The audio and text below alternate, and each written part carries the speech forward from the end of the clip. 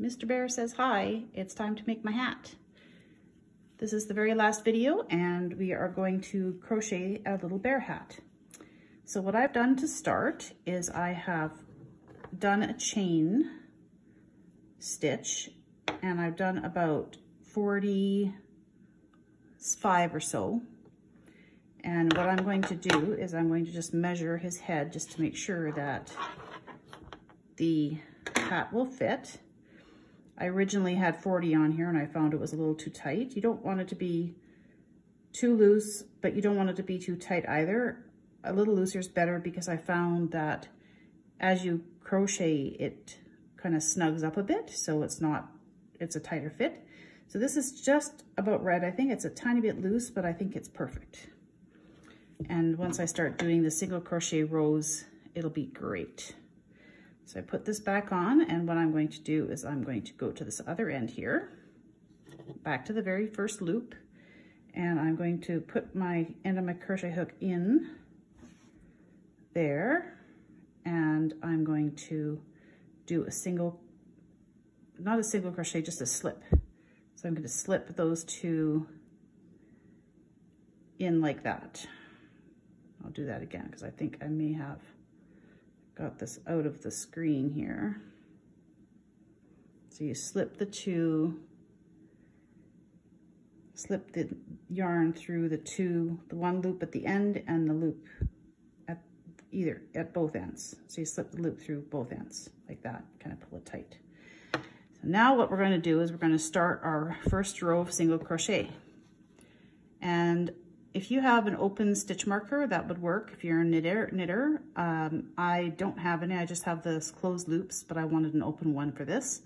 So I've grabbed a paper clip and I've just bent it a little bit so that I can slip it on. So I'll show you how to mark your row.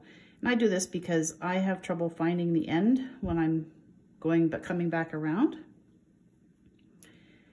And I like to mark my rows. So what I'm going to do is I'm going to make one chain like that. And I'm going to take my marker and I'm going to just pop it into that chain stitch loop.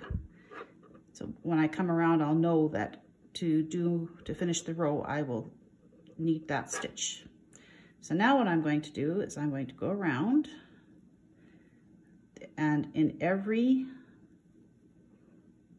loop chain stitch that I made, I'm going to do a single crochet.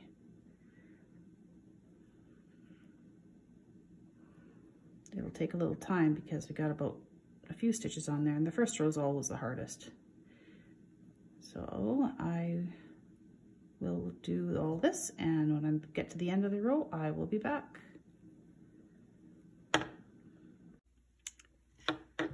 So I'm at the end of my row now, and I've come back to my paper clip marker. So what I'm going to do is I'm going to slip out my marker, and I'm going to stick my crochet hook into that same slip stitch, or that stitch that I made there. It was a chain stitch, I guess. Pull it through. There we go. And I'm just going to make a slip stitch through both of those loops. And that is the end of my first row. So now to do the second row, I'm going to do the same thing. I'm going to make one slip stitch and or one chain stitch, and I'm going to put my crochet hook back in to keep it as a marker here. Oopsie, like that. And now I'm going to start my second row. And the trick here is you want to go into the back of the stitch. So if you look really carefully there's like a little V shape. So what I want to do with my crochet hook is I want to just grab the back of the chains of the previous stitch. And what will happen is as you go, you'll get a nice little ridge that goes along the front of on the one side of the hat, right where the two rows are. And what you can do is you can either decide if you want to have it look like a little row and you get a nice little feature there, or you can do the other side and it looks like a seed stitch. So I'll show that to you when I'm a little further along. So what I'm going to do is I'm going to do 3 rows. So this is the start of my second. I'll go around 2 more times, and then the next row will start with the ear holes. So I have started the 4th row, and I have just done a single crochet, and I'm right all the way over. So I've done the 6 stitches, and I'm right over to where I did that little chain loop. So I'm just going to continue my single crochet into each of the 4 little loops. There's 1. I guess you're basically just making a buttonhole. 2.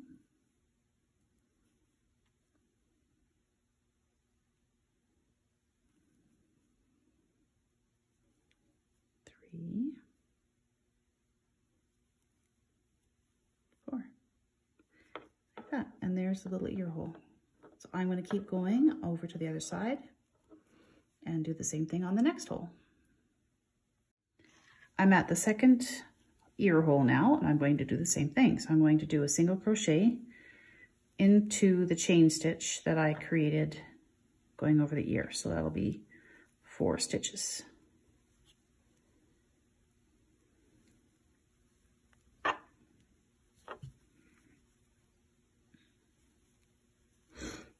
Here's 4. And then I'm going to do a couple more, and then I will give it a try on my little bear. See how I did. If you feel it's easier to mark with yarn or other markers, go right ahead, but I found that this is pretty good, pretty precise. And you can just play with it a little bit. So there's the one hole and the other hole. And let's see here.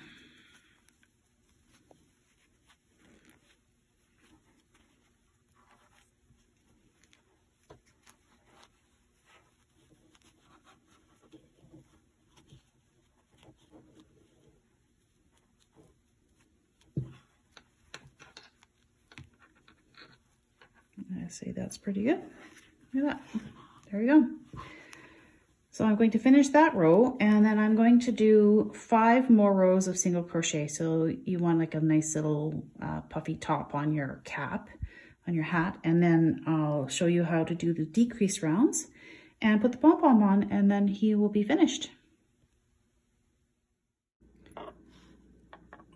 I've done my 5 rows here, and my hat's looking just about right for my bear. And I'm going to start the first decrease row. So we're going to do 2 rows of decrease stitches. So what you do is you do your 1 chain up and put your marker in, and you're going to skip every 2nd loop.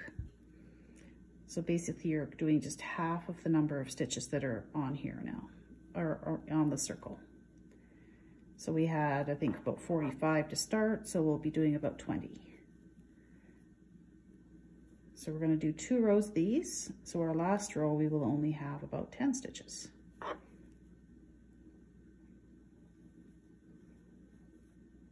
Now you have a couple of options here. If you would like, you can do a slower decrease and make a bit of a pointy hat. I think Dina has one like that, which is really, really cute. And it looks more like a dwarf hat with a little pointy tip in it.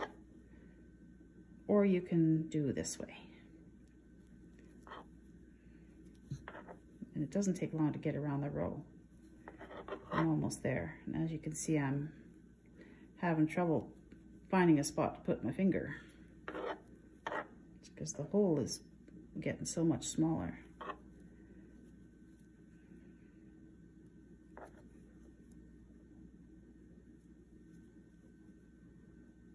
One more in there. Like that. Now I'm going to close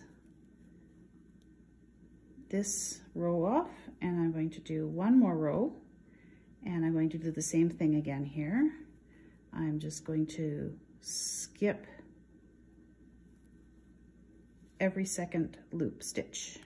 So I should have very few stitches at the end, and my little hole's almost closed up.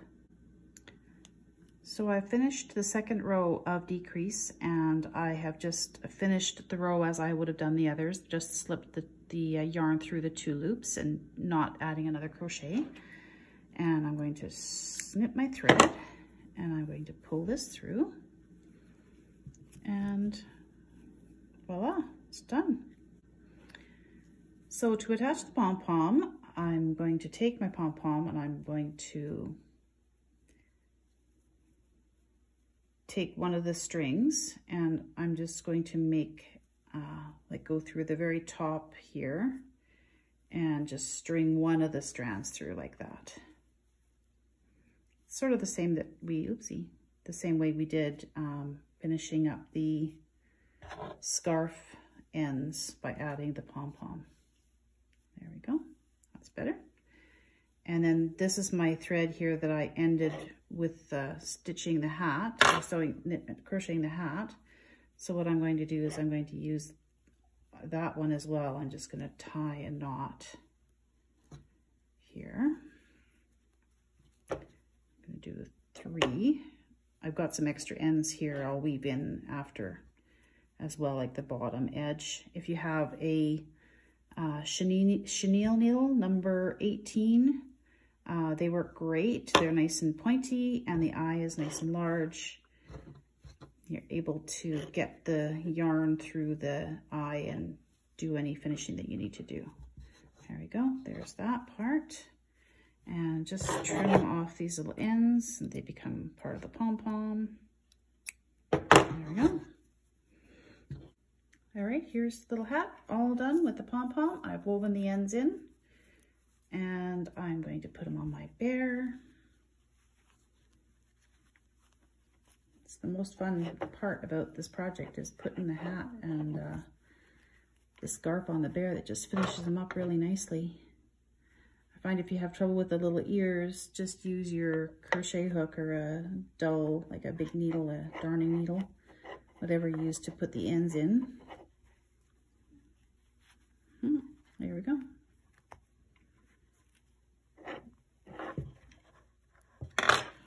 There he is, really good. You can fuss with it a little bit until you get it just so, but I think my bear is done, and he can go along and hang out with all of the rest of my little creatures I've made. It's been fun working on this project. I hope you've enjoyed my videos and have learned a little bit about bear making.